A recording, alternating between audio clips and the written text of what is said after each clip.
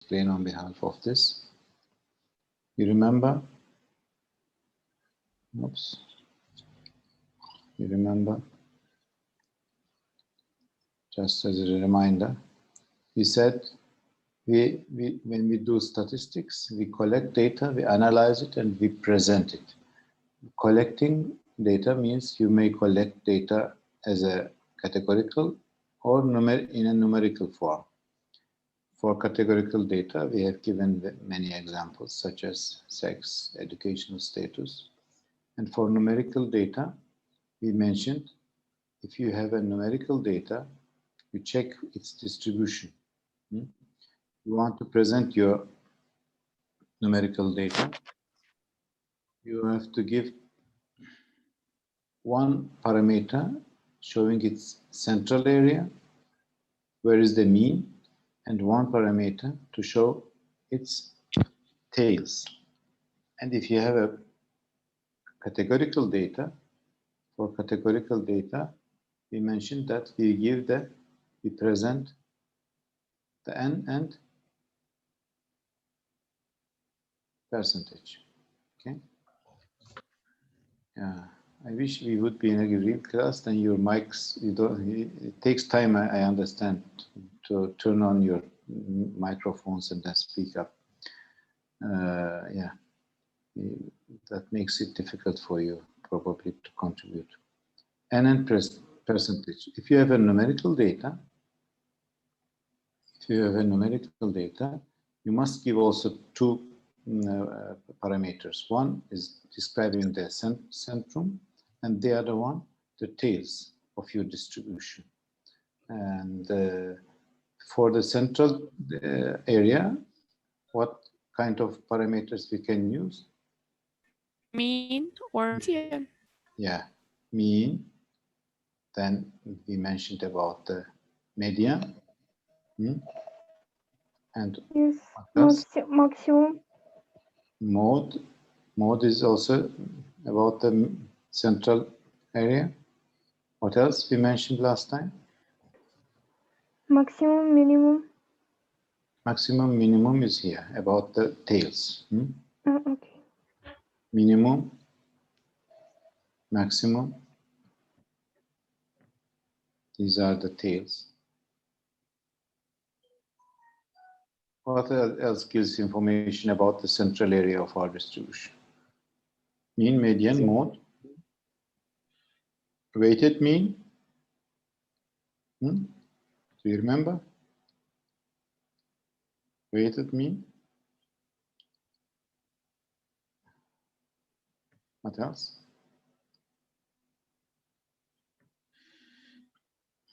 Come on, guys, help me.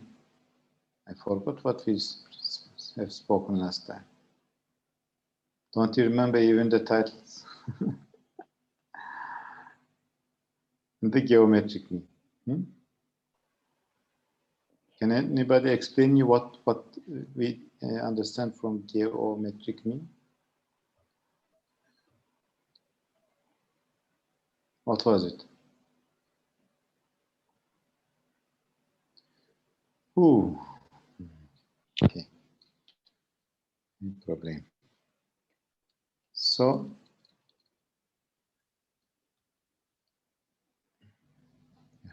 here we are. So today we will discuss the spread.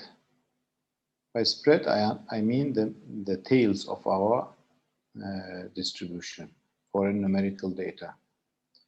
Here we have the range, the minimum, maximum, or the difference between the minimum and maximum we call the range.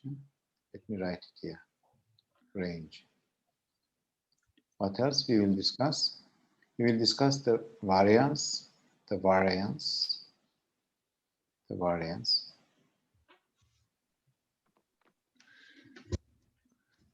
and the standard deviation. Standard deviation is the square root of variance.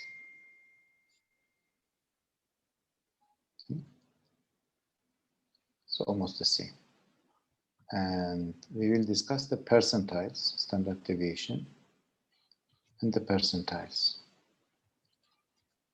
Do we have percentiles here? Yes, we have here percentiles. Percentiles. Okay.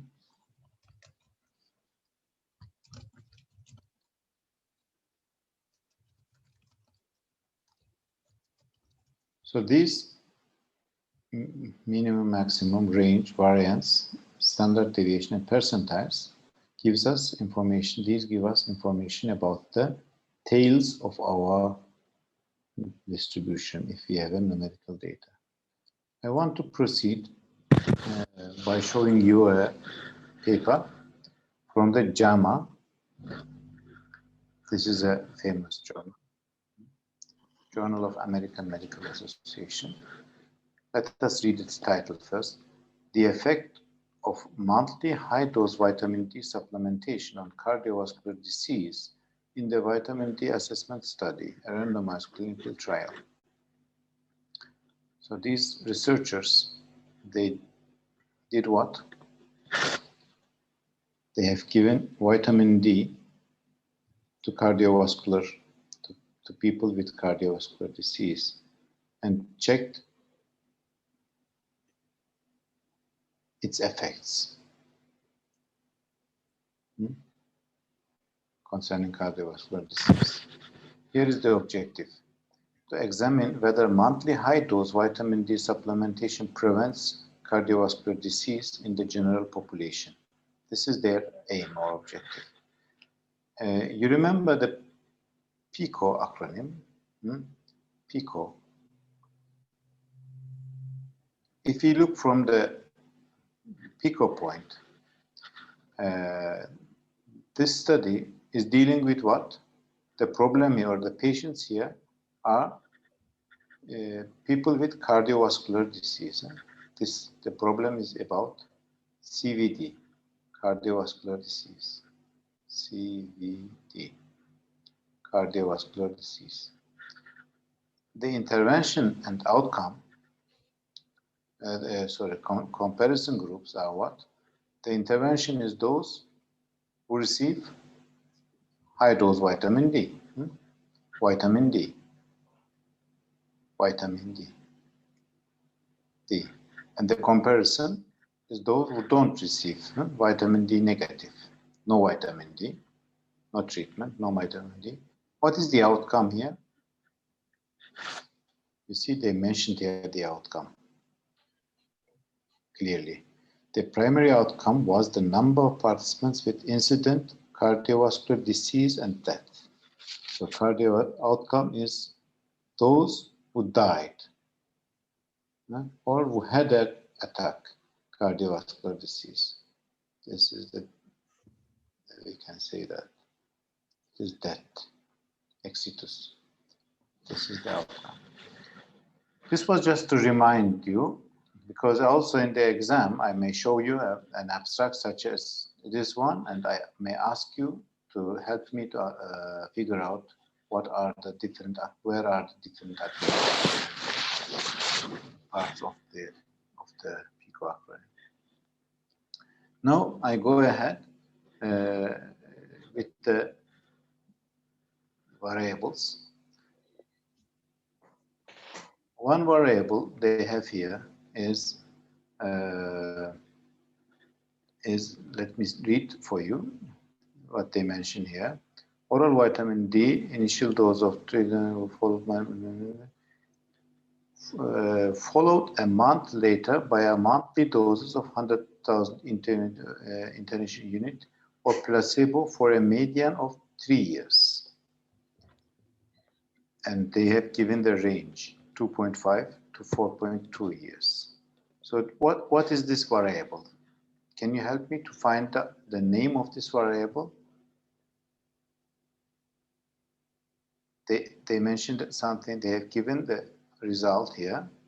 The intervention was for 3.3 years. This is what? This is the duration of the treatment. Duration of the treatment.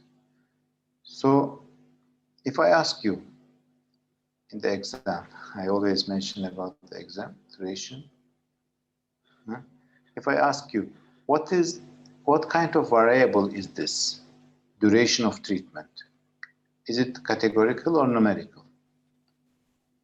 Duration in years. Numerical. It's a numerical variable. Thank you very much. This is a numerical variable, and see how they presented the numerical variable. They have given them the median, and what else they have given? The range. Median and range. Okay. So why they don't give only the median? Median 3.3 years. They add also the range, because the reason is they want to give an information about the central part of their distribution, and also mention about the tails. Where are the tails going? How far are they?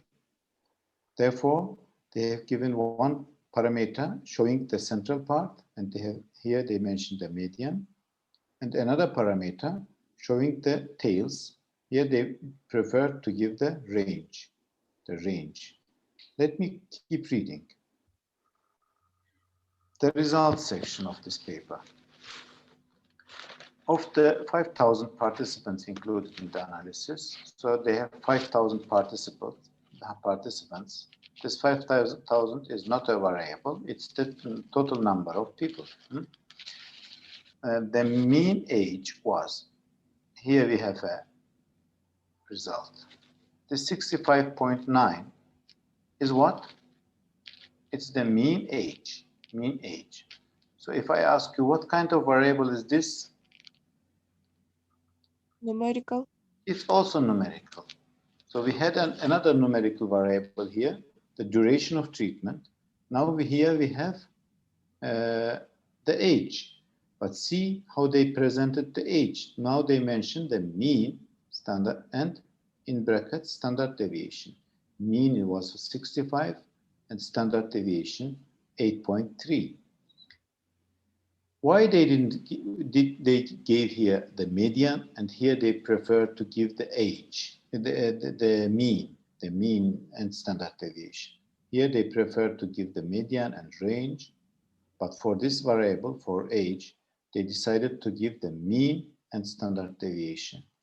They decided from the parameters showing the central part of the distribution, they decided to give the mean, and from those showing the tails, they decided to give the standard deviation. I will mention shortly what these are and demonstrate you.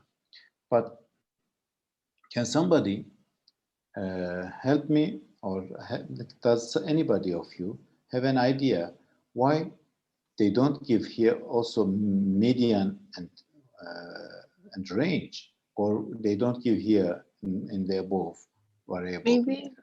Maybe because of the this like before they did this, they thought that it might be 3.5 years, and after they got results, it was like exact. I'm not sure. Yeah, thank you for this comment. Can I have some other opinions if anybody has? Yes, Mr. I want.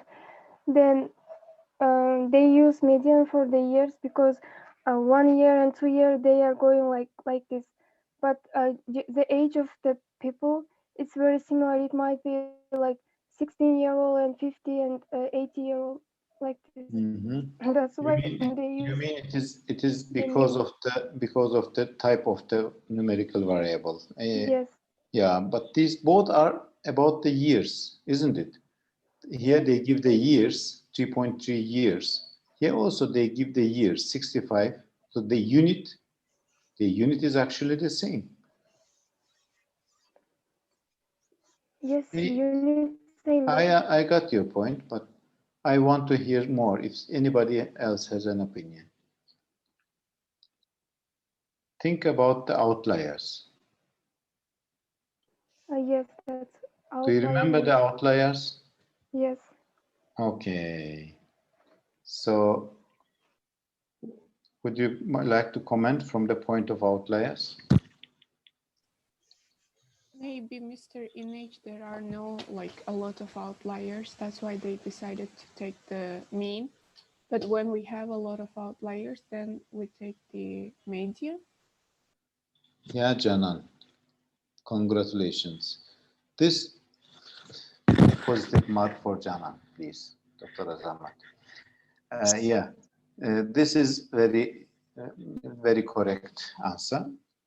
Was what I wanted to hear from you. Probably this duration of treatment, this variable, is probably skewed. It is probably, and most probably it is skewed to the right. It has a skewed distribution. There are outliers on the positive side. There are some people with very high number of years treated, while most of the participants have a 3 years treatment. Therefore, if you have too many outliers, you should better give the median and restrain from giving the mean. And when you give them the median, together with the median, you give the range, the minimum maximum values, minimum and maximum. This is the minimum, 2.5. This is the maximum, 4.2. And the range is the difference between minimum and maximum. And when you have a normal distributed, symmetrical distributed like this graph here, the histogram is looking like this, then you prefer to give the mean and the standard deviation. Okay, I will continue on that, but just opening a parenthesis and to remind you for the variables. What else we have here? We have they mention about the male, how many of the participants were male. What is this variable? Is it a numerical variable or a categorical variable? It's numerical. Who said numerical? Canan, take the positive mark back. It's a categorical. Huh? Sex is this is male is the sex of the participant, and it can be male or female, so it's categorical. Okay. What else they have? They mentioned, see, when they mention about the sex, they give the number of the participants, n number, and the percentage. So for a categorical variable, we always give the n and the percentage. Okay. What else we have here? See, they mentioned about something about 4,250 people. Nationality. This is what? Nationality. Yeah, nationality, or they mentioned here ethnicity, European or other ethnicity. What is this variable? Categorical. It's also categorical. Yeah, very good. Therefore, they give for a categorical variable. See what they have presented. They presented them n and the percentage. Let me keep reading. They have baseline deseasonalized 25 OHD. This is the vitamin D. The vitamin D. Vitamin D concentration, and it was 26.5 nanogram per milliliter. What kind of variable is this? Numerical. It's a numerical variable, and again for the numerical variable, they have decided to give the mean and SD. This is the mean, this is the standard deviation. Another numerical variable here, vitamin D deficient. And what else they have? Primary outcome occurred, primary presence or absence of cardiovascular disease. This is also categorical variable. They have given the n and the percentage, and so on. Here I should stop and concentrate on my topic now. Our topic today is the spread, the tails of our distribution. Now I want to show you, demonstrate you this on behalf of the SPSS. Let us assume that I measured the weight of my students. I decided to measure the weight of my students. And I keep measuring. The first student is 60 kilogram, the second one 60, the third one 60. Can it be? Is it possible to have all 60 kilogram students in the class? Oh, Yeah, that's rarely possible, but let us assume I have 6 students in my class and all are 60 kilograms. And here in the variable view, I should, of course, define my variable as the name is weight, weight, weight, and the label is weight in brackets kilograms. Okay, and here the measure, it is the weight is a scale variable, a numerical variable. Now after correctly defining my variable, I go back and now I can ask you some questions concerning this this variable, this distribution. I am about its central distribution. If I would have drawn a histogram of this, and I would ask you, what is the mean of age of my students? What would be your answer? 60. Yeah, the mean age is 60. What would be the median? If I order them and look to the central part, it is again 60. What is the mode? Also It is 60. The weighted mean, the geometric mean, I have to calculate, of course. There is no weighting variable, so I cannot calculate the weight here, weighted mean. Well, it is also 60. So that's rarely possible. Let me change it a little bit. Let's say this student is 55 kilogram, and this one is 50 kilogram, and this one is 65, and this is 75 kilogram. I change it a little bit, okay? Do you have any idea what is the mean weight now? The mean weight? Also 60. It didn't change, huh? It is 60. Okay, let me look at it. A descriptive statistics of my variable. Here you see the mean is 60, the median is 60 again. The mean is 60, the median is 60, 50, 55, 60, 60, 65. Oops, this should be 70, sorry. I wanted to go in 5-unit increments. Descriptive statistics. So the mean is 60, the median is 60 as well. But now I have a standard deviation. Did I have a deviation before? If all are 60, there is no variation. There is no deviation, no standard deviation. The standard deviation would be 0. But now I have a deviation. I have a standard deviation now. I will describe you shortly. Most of you probably know from high school, but I will describe you how to calculate the standard deviation. Okay, and let me draw, make a chart of the histogram. Okay, I selected the histogram and double-clicked here, and I draw this normal curve. What was the use of histogram? For which kind of variables do we use the histogram? Do you remember? numerical. For numerical variable to show its distribution. And if I look to the normal curve, I see that it is fairly symmetrical. So I have a symmetrical distribution here. There is no skewed variable, no outliers. If I have outliers, of course, it would be not reliable to give the mean. I should go for the median. But since I don't have outliers here, I can have the mean. I can present the mean. Yeah. Okay. Let me go to the book. The range is very simple. Is the difference between the largest and smallest observations. And in my example here, the range would be minimum 50, maximum 70. What are the percentiles? The percentiles are the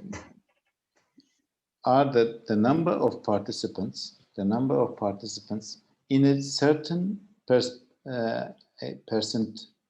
area. So the 50 percentile of this would be what? The 50th percentile. What is the value in the middle of these people? If I order this, and this is already all ordered from 50 to up to 70. In the middle is what? These two guys, huh? Number 3 and number 4. Both are 60. If they would be different, I should take the arithmetic mean of them. But since they are both 60, in the middle, I have the one with the 60 kilogram. Let me calculate the percentile. Analyze descriptive statistics, frequencies. Here in the statistics section, see what I have. I have the central tendency. This we already learned that the central tendency, central part of the distribution, is shown by the mean, median, mode, weighted mean, geometric mean, mean, median, mode. In the SPSS, we have only these three: mean, median, and mode. For the dispersion, this is the dispersion, the tails. Dispersion, I can show it by the standard deviation, variance, range, minimum, maximum. In SPSS, they have the standard error of the mean, but this we will discuss later in the next weeks. So mean, maximum, range, variance, ST, and percentiles. These are giving us the spread. Let me calculate the percentiles for 50. Okay, 50 percentile. Continue. Okay. What do you think is the 50 percentile of this data, this distribution? It is the median, huh? The same as the median, 60 kilogram.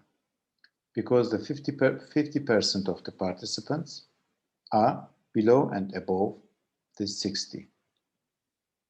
Since it is normal distributing, the central part of my, this is the 60. Here I have the 60. Here I have minimum is the 50. And the maximum is here the 70 kilogram. So this is my distribution now. Since it is symmetrically distributed, the 50 percentile is equal to the median, and also the median is equal to the mean because it is 100% symmetrically distributed. Okay, the percentiles. The percentiles are very frequently used in medicine. Isn't it, Dr. Azamat? Yes, we measure like head circumferences, height, weight. Yeah, for example, huh? Let us search the Google for it. Head circumference, for example, as you said, percentiles. Okay, and I want to see some graphs, some figures. You see, in the book, the pediatricians and the family physicians, they use these percentiles to decide whether a baby coming for follow-up has a normal head circumference or not. Here is the 50th percentile. The line with the black line in the middle is the 50th percentile. Here we have this is probably which percentile? The 3rd percentile. And the line up there is the 97th percentile. So if a baby comes with, which is 10 months old, the doctor looks to the percentile curve, measures the head circumference, and let's say this baby coming has a head circumference of 43 centimeters. If it is 43 centimeters, he has to mark it here in this chart, 43 centimeters, 43, and 10 months. It is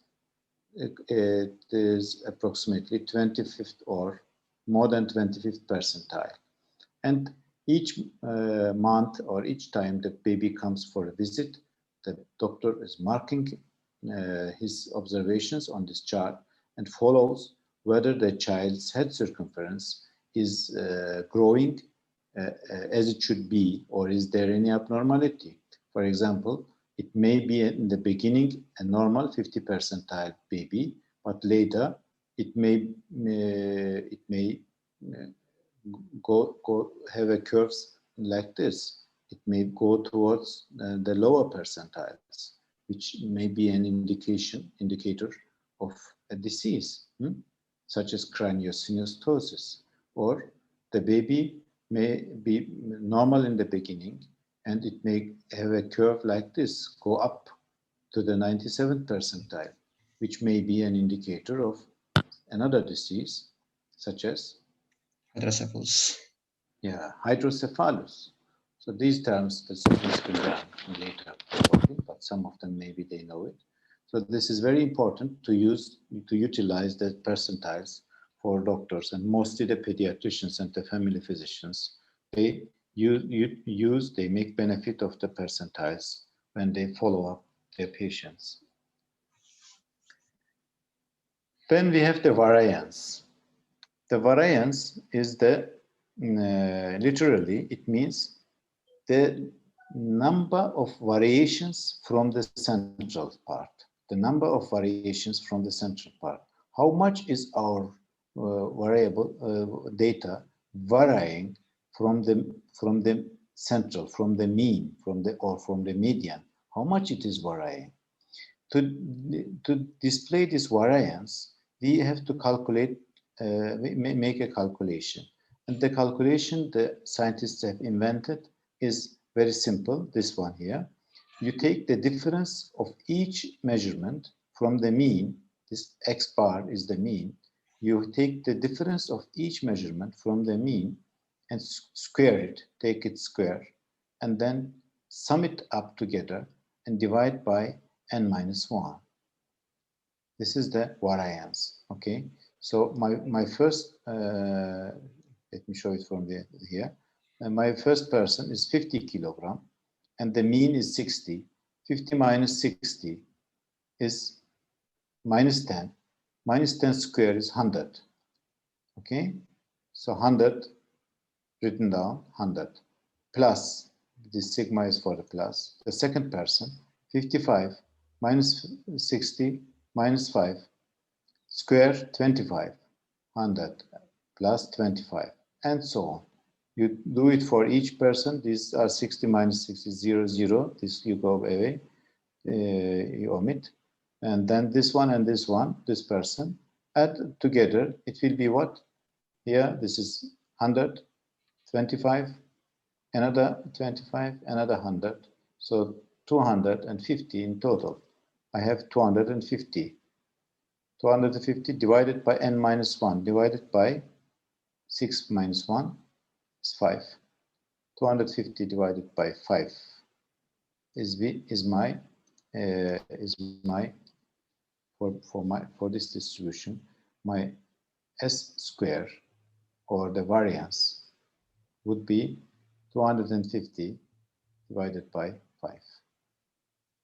This would be my variance for this data set, okay? My variance. Variance is very important for statistical calculations, but instead of variance, we prefer to present the standard deviation. And the standard deviation is just the square root of variance. You see, this formula is the same as here. It's the same formula, just under square root. If you take the under square root, you have the standard deviation. So the standard deviation of this would be, standard deviation would be what? 250 divided by 5 is what? 1. 25. Sorry? 50. 50. 50? Yeah, 50, sorry. 50. Okay, the square root of 50. I don't know what it is, 7 point something. The standard deviation is 7 point something. And in fact, the SPSS has calculated it for us. Here, I may calculate just by right-clicking, descriptive statistics. It gives us the mean 60, median is 60, and standard deviation is 7.07. Okay. Let me write it as it is, 7.07. We prefer to give 2 decimal places after the comma for numerical variables. 7.07 is my standard deviation here. Okay. Then I may give the variations between the subjects. Yeah, I should mention something about the variations between the subjects before closing. The variations between the subjects, when we speak of variations, there may be intra or within subject variability. Intra-subject variability means the measurements in the same person. The measurements in the same person are not always the same. I can measure your body weight and it is 60. I can measure it again after 5 minutes. It's maybe 60 point something or 59 point something. There may be variability because of the individuals itself or because a measurement error, because my measurements are not 100% standard and the same. So, but there may be also a variability between subjects. When I measure the weight of the same person repeatedly, it will be not exactly the same. But when I measure the body weight of the students in my class, the different students, the between subjects, it will be varying and having a variability as well. This variability, of course, the between subject variability is always higher than the within subject variability. If you measure the same person, it will be, of course, the variability will be less. Don't forget this rule, okay? So then, yeah, all these parameters I mentioned, that's enough, I think, for now. Just before closing this session, I should mention you, as we have seen in this paper, in this example, in this paper, if you have a normal distributing or symmetrical distribution, okay, symmetrical distribution, then you give the mean plus minus standard deviation here. Standard deviation is shown by S or sometimes also the sigma. Okay, sigma or S, these are the same. So if you have a skewed deviation distribution, which means something like this or something like this, skewed to the left. Here I have a skewed to the left. I have a skewed to the right distribution. If you have a skewed distribution, we prefer to give the median and the range. Okay, don't forget this. I asked this in the exams. If you have a normal symmetrical distribution, you are expected to present, for a numerical variable, of course, you have to present the mean and standard deviation. If you have a skewed distribution, you are expected to present the median and the range. So far, so good? Any questions? Dr. Azamat, do you want me to have a break? Yeah, 10 minutes. No. Okay. We continue at, yes, this is 45 now, 55. Okay. Thank you.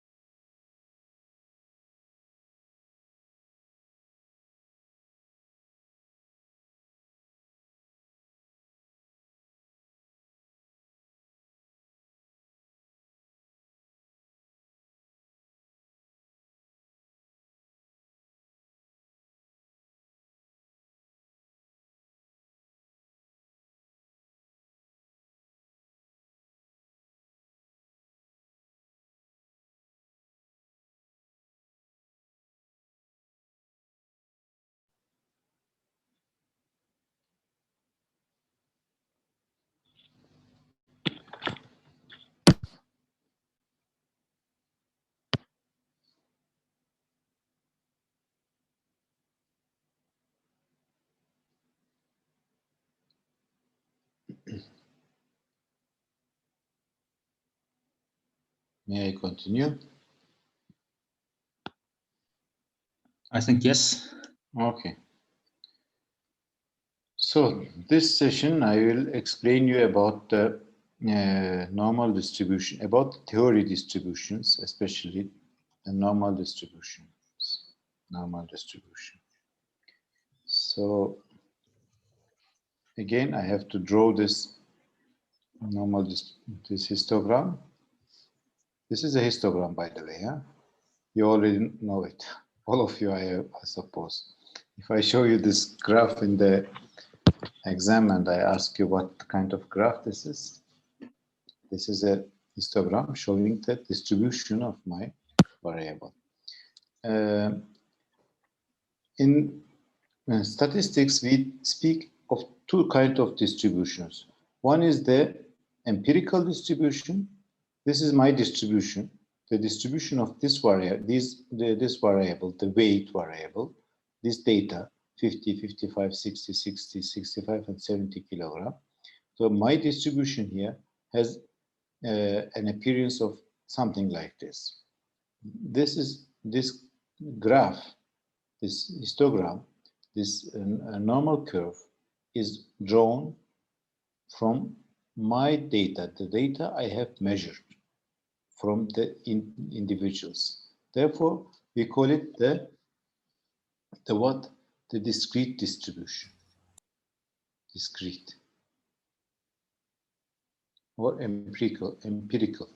Sorry, I should write better empirical instead of discrete. I should write empirical. Empirical, okay? Empirical.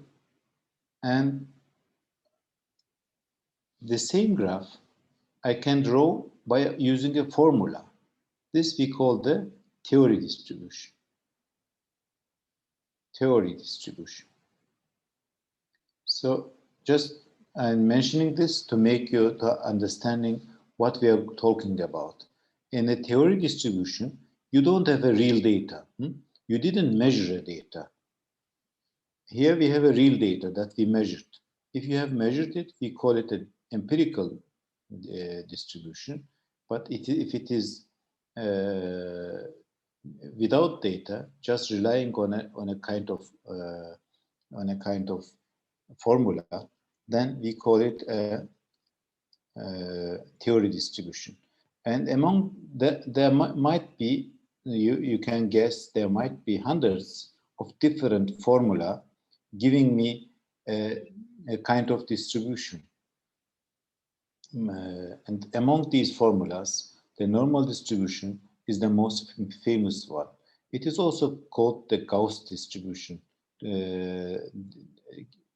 according to the name of the person who invented this distribution, the Laplace-Gauss distribution, or more famously known as the Gaussian or the Gauss distribution. Here is the formula of that. The probability density function. Here is the formula. Let us look to the formula. I don't need you to memorize the formula. I myself also don't know it, probably. But we should know what is included in this formula. So if I know this formula, I should be able to draw this histogram of the normal distribution. And let us see what kind of parameters are included in this formula. 1 divided by the sigma, you already know, it is the standard deviation. Standard deviation. Square root 2 pi. Pi, you already know. It is, do you know pi? 3.14. Yeah, 3 point something. 3 point something. It is the known and at the same time the unknown. It is endless.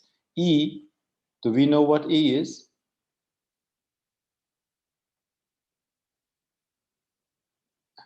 Hello. What is the E? You have a mathematical mind, all of you. You know what E is. You don't know it? Wow. E. I selected Turkish, but no problem. E is also similar to pi, a constant, 2.71. This is the E. Okay, E, normal distribution back to E. Okay, so this is also already known. Then we have here the X. X is our measurement, the weight of our person, let's say, 50 kilograms, 60 kilograms, whatever we measure. And the mu is the mean measurement divided by, again, the sigma. This is the standard deviation and the square root of that. So if I have this formula and I keep feeding in data starting from minus endless to plus endless, and I draw a graph of that, I will have something like this. It will be symmetrical. It will be 100% symmetrical. It will be symmetrical, symmetrical to the mean. And it can be, of course, having endless different shapes. It can be tall, it can be low, depending on the variance. If you have a high variance, you will have a taller graph, a histogram. If you have a low variance, you will have a more a histogram with a lower height. If you have the mean is high, you will your graph will be on the right side of the x-axis more. If you have a smaller mean of your data, then you will have it moving to the left. So it's endless. You can have endless variations of a histogram depending on the data, on the variables you give. But the crucial point here is, I had my own distribution, this one, the empirical distribution, and I know that there is something called the normal distribution. For a normal distribution, if you know that this is symmetrically distributed, and the normal distribution is 100% symmetrical, it is 100% symmetrical. If I ask you, this is the mean, if I give you the mean is, let's say, 10, 100, whatever, and I ask you how many of the people, what proportion of the people are below the mean, what would be your answer?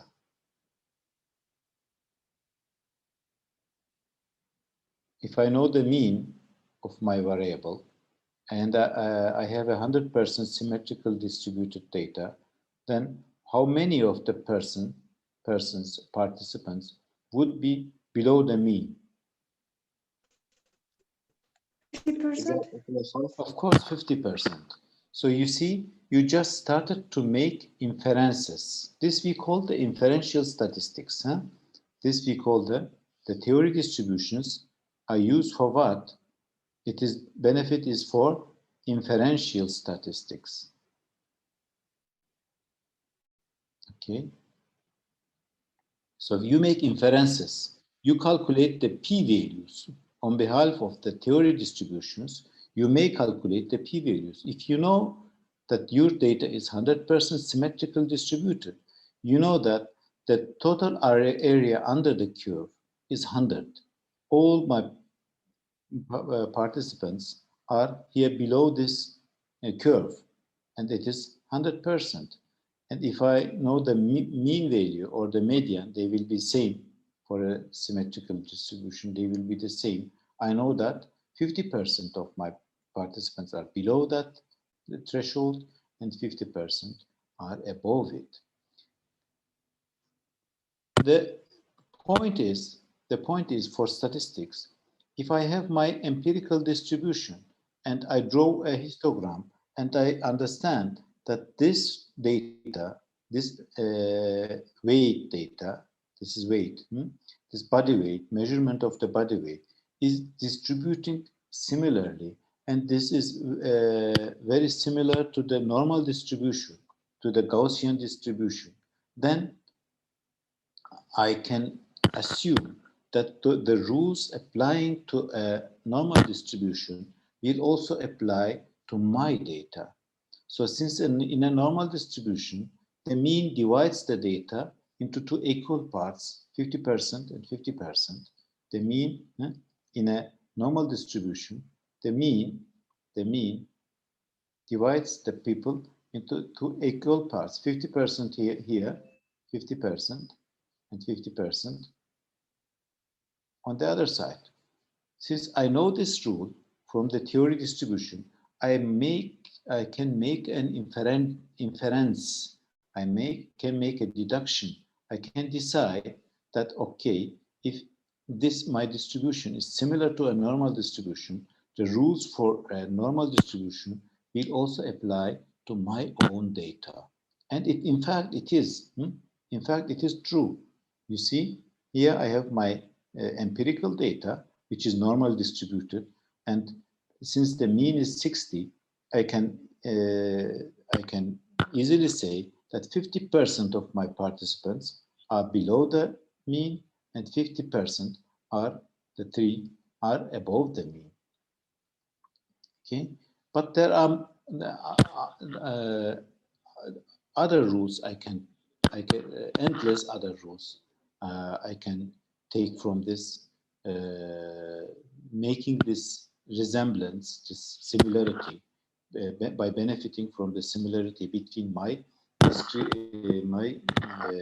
empirical distribution and the normal distribution. Here are some other rules. Just look at this graph. Here are some other rules. I have a mean shown by mu, mean, and a standard deviation shown by sigma. And as we discussed, the mean and the standard deviation, if you know the mean and the standard deviation, you can define the normal distribution. So if I ask you in the exam, what are the two parameters required to draw a normal distribution?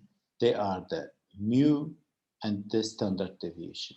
If you know these two, it is possible for you. You are able to draw a normal distribution, because pi and e are constants which you already know. Okay, so if I know these, sorry, back here, if I know the mu and the sigma, I can make inferences from my data, and I know that a normal distribution, 50% of the people are below or above the mu, the mean, and 68% are below one standard deviation, minus one standard deviation, plus one standard deviation of the in between minus one standard deviation and plus one standard deviation of the mean. What are else? Another rule, 95%, this is for us in medicine frequently used proportion, 95% of my participants are between minus 1.96 standard deviation and plus mu plus or mean plus 1.96 standard deviation. So this 95% I want you to memorize, to keep in your mind. The rule of normal distribution is that in a normal distribution, if your data is normally distributed, 95% of the individuals are below mean minus 1.96 standard deviation and mean plus 1.96 standard deviation. This 95% is important, as I said. Why is it important? Because this percentage we use also for deciding the normal levels, the reference intervals. if you have been to the doctor, they present, for example, if they measure your hemoglobin level, and they report you something about your hemoglobin. Let's say they say it is 14 milligram per deciliter. And then in this report sheet, in this medical report, there is the normal limits of the hemoglobin. I don't remember the normal limits, but maybe Dr. Azamat will tell us. It was something between 10 and 17, I think. I'm not sure. I don't remember either. Okay, let's say it is something between 10 and 17. Okay, this in any medical report, they give you the mean. That is what they measured from you, and then in the brackets they give the normal limits. This is the what? The normal limits. Normal limits. And that means that the minimum hemoglobin should be 10 and maximum should be 17. If you have an hemoglobin above 17, the doctor will tell you, oh, this is abnormal, you have high hemoglobin, let us check why it is. And if you have a hemoglobin below, this is maybe 12. I'm not sure about this thresholds. Huh? This is just to teach you. Okay, medically, can somebody check and tell us the real values, because I don't want the students to I will check it.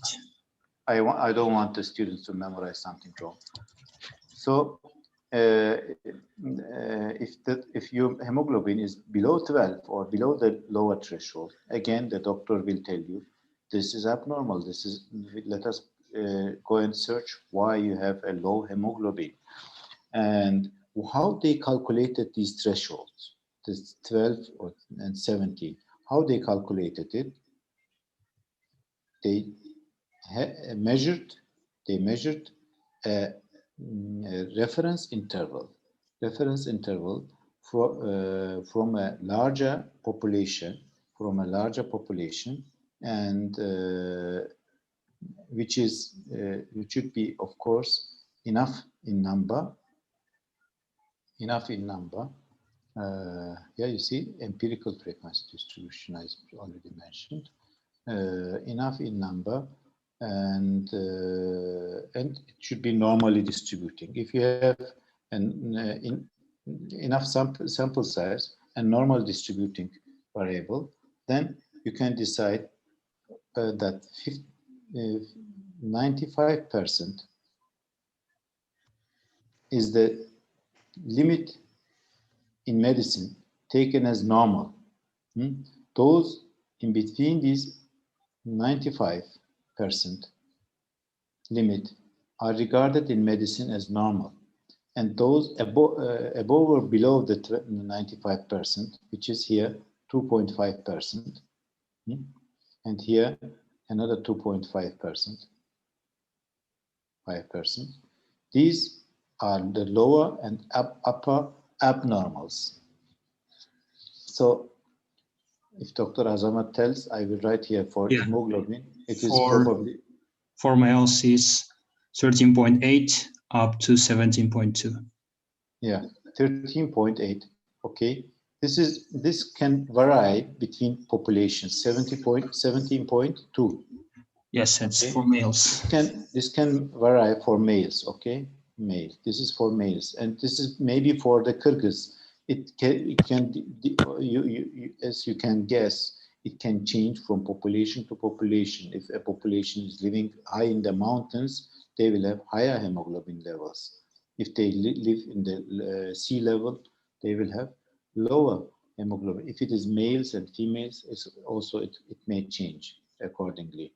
Okay, so anyways, just I'm trying to tell you what these thresholds, the upper and lower limits in medicine in the report sheets, are calculated by checking the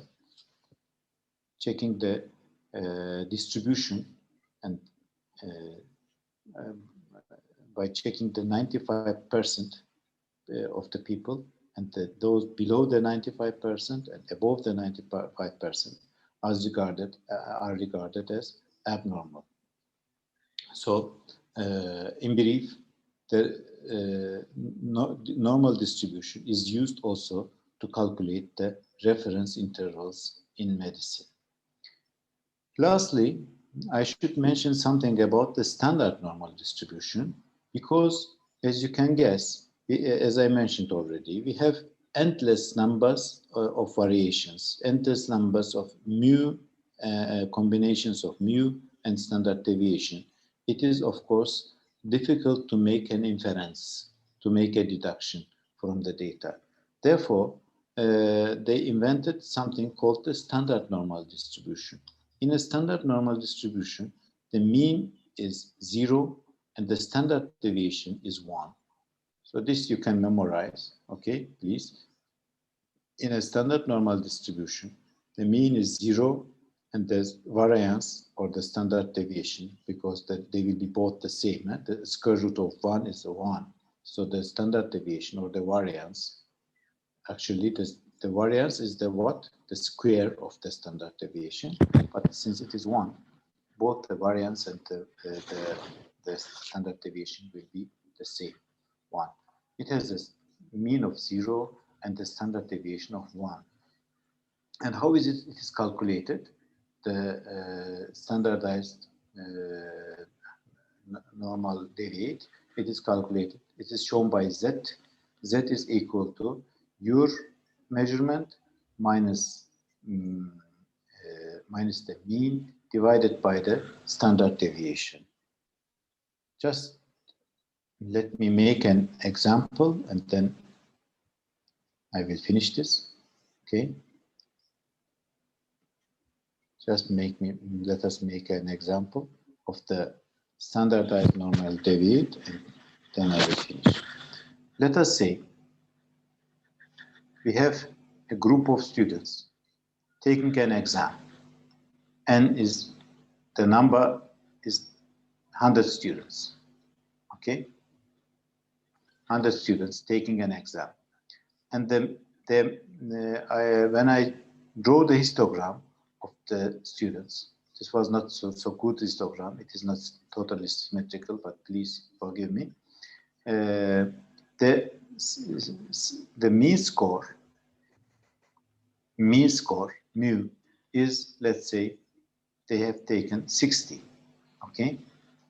The students, I calculated their mean score, and it is 60 out of 100 students. And the standard deviation also I can calculate. And the standard deviation I calculated, SD, I calculated, and let's say it is 10. The standard deviation is 10. And now, if Banu has taken this exam, and she has scored, Banu scored, let's say, how much do you want to score, Banu? She scored 60. Okay. Can I calculate her rank? Where is she in this distribution?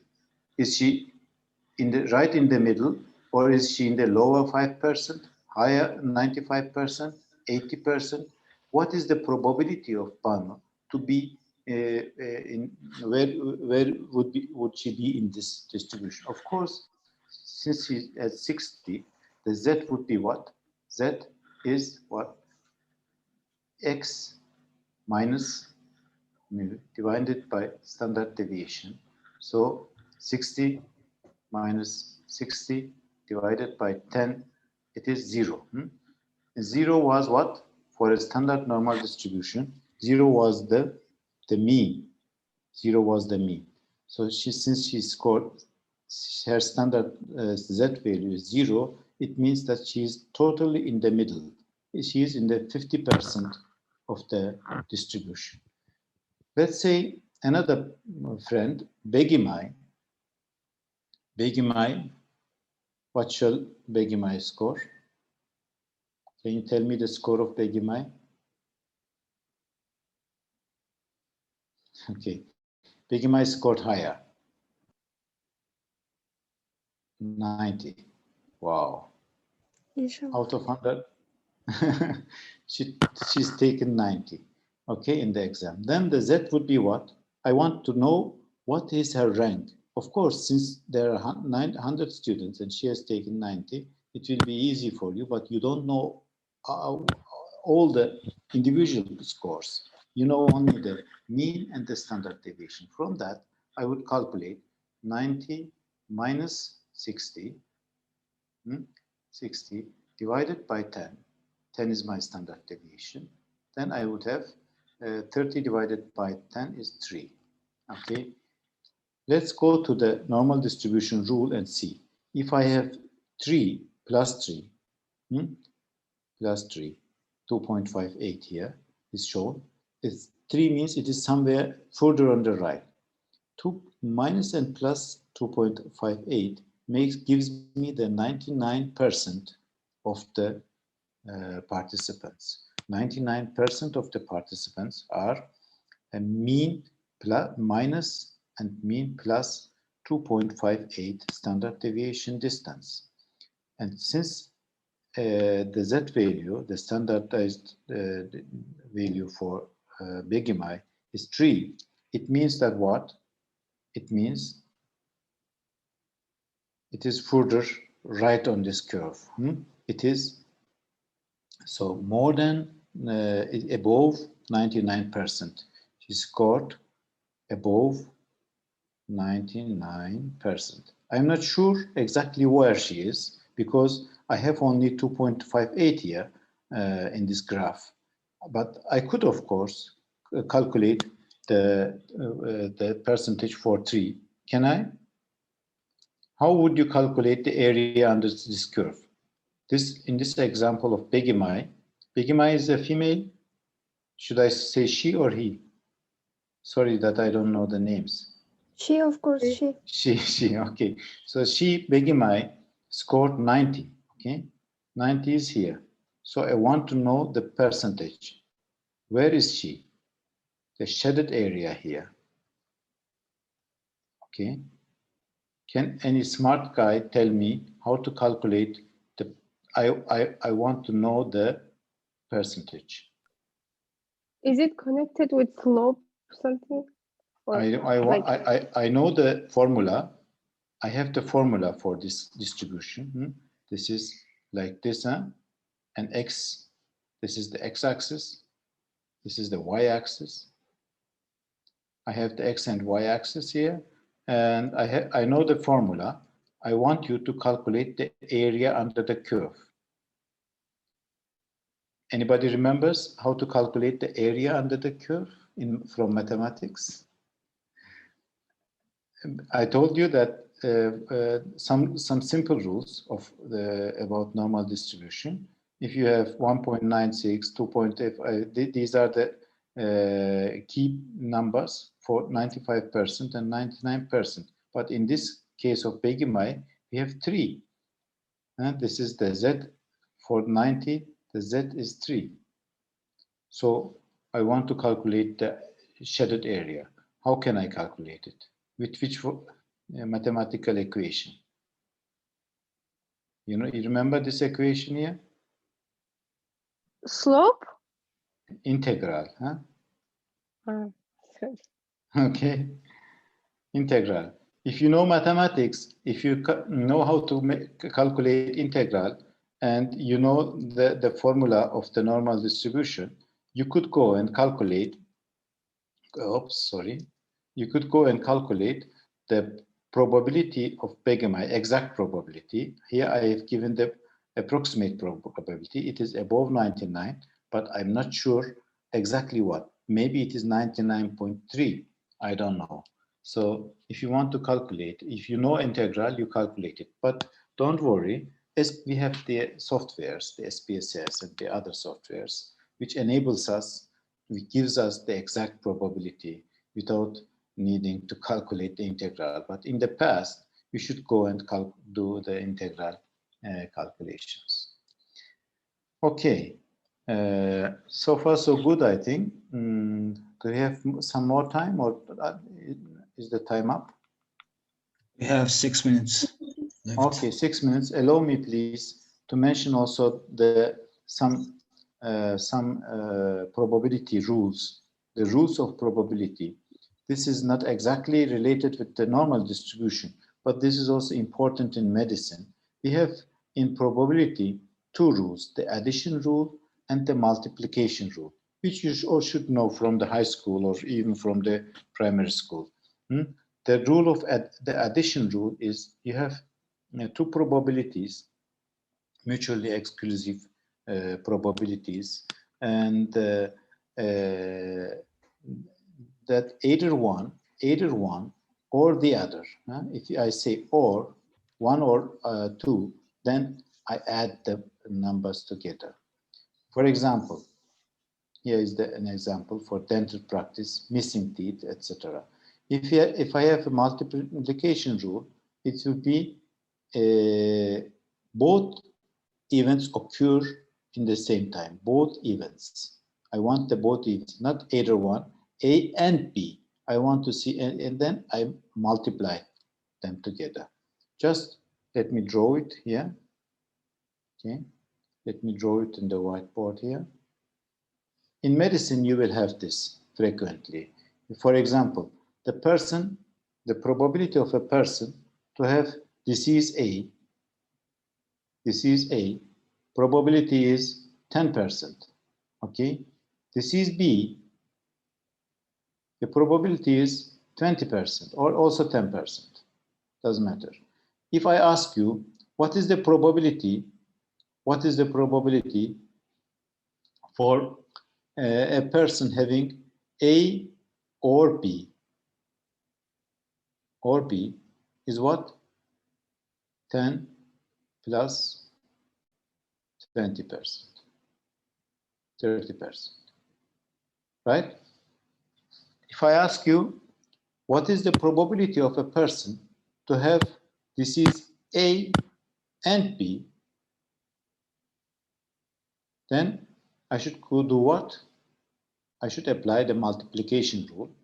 10% multiplied by 20% is equal to how much? 200. 200. No, not 200. 10% is what? 1 divided by 10 is 10%. Huh? Multiplied by 20% is what? 20%. 20 divided by, or 2 divided by 10. Don't make a mistake. Huh? This is 2 divided by 100. 100. Okay. 2 divided by 100 is what? 0.02. Okay. So 2%. This is 2%.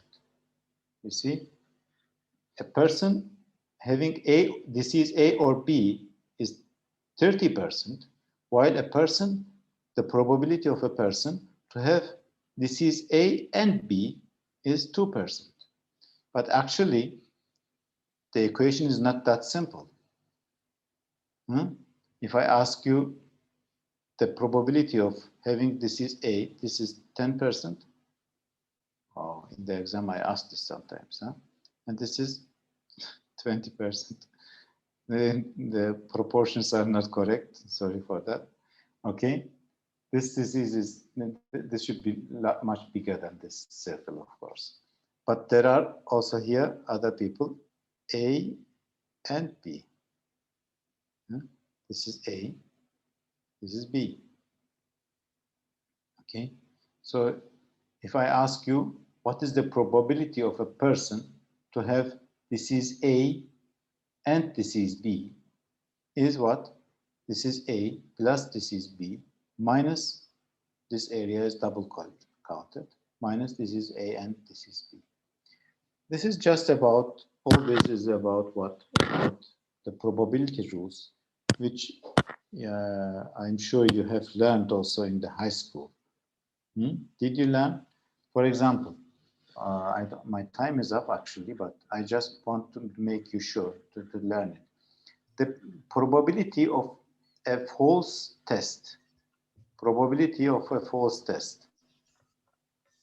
of a test results. okay? False positive, false negative. So can you guess how much it is? If you, as a doctor, you will become a doctor in the future, and you will order tests.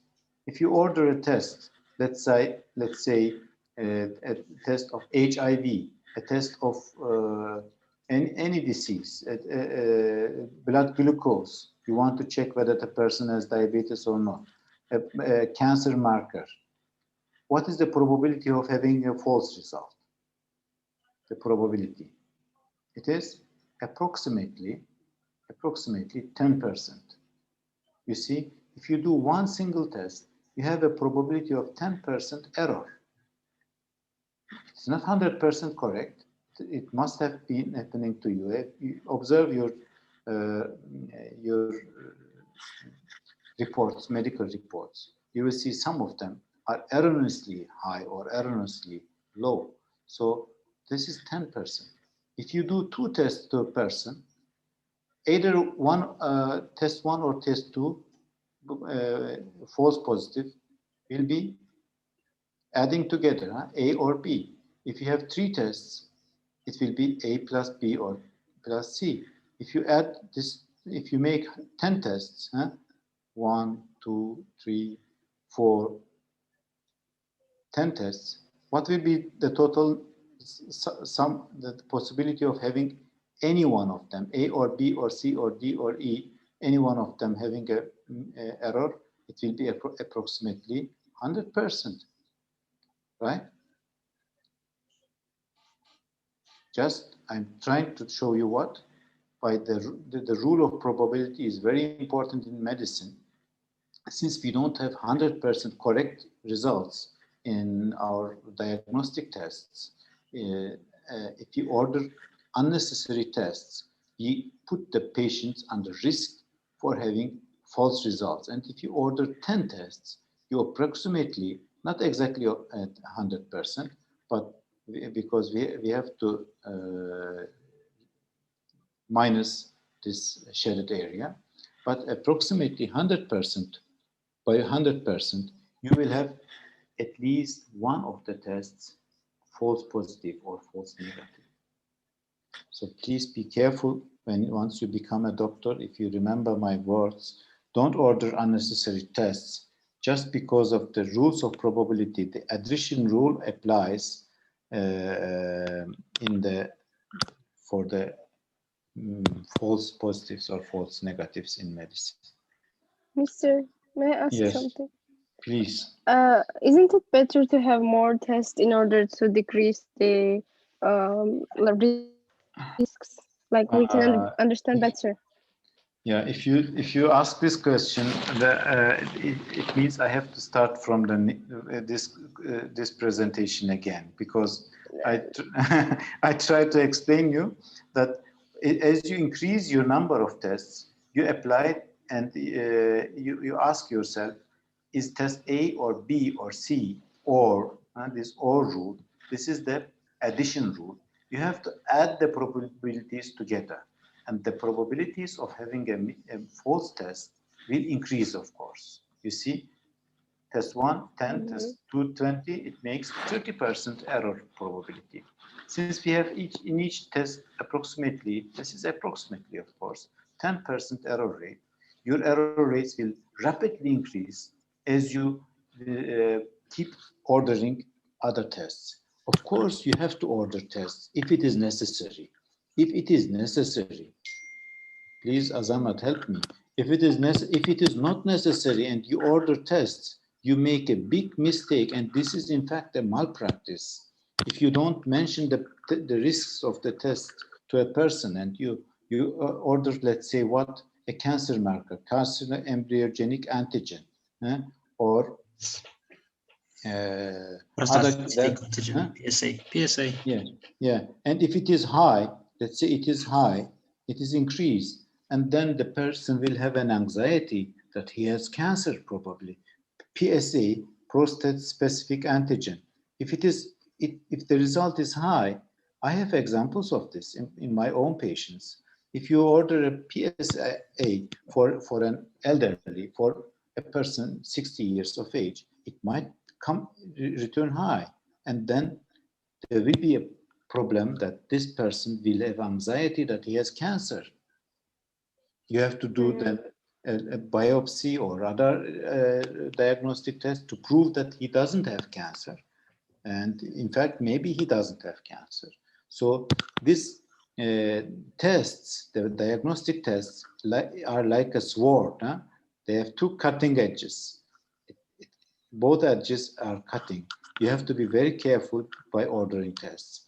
You will, if you increase the probability of making a mistake by the additional rule, this is not acceptable in medicine. This, in fact, can even be regarded as a malpractice. Okay. Thank you, sir. Yeah, if it is necessary, of course. If you cannot conclude on a diagnosis, then you need to order the test, but always we have to be careful. Okay, sorry guys, this time I have taken a few minutes extra from your time. Thank you for being with me. See you in the next week. Next week we have the exams, huh? Yes. Yeah, please read these topics up to here, up to the normal distribution.